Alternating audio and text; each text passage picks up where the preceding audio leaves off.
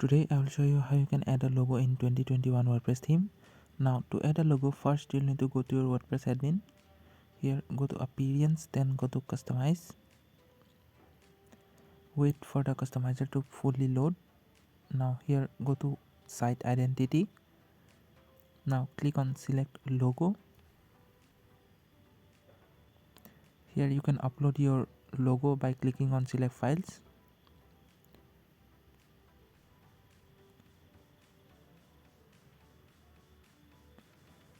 Wait for the logo to finish uploading. After that, click on the select button.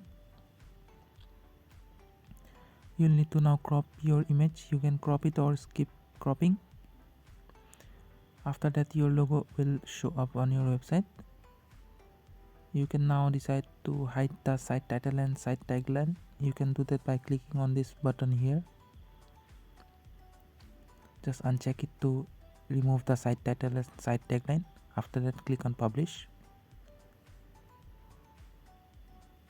There you go. That's how you can add a logo in 2021 WordPress theme. Now if you need any more help with this tutorial, then you can comment down below in the comment section. Thank you.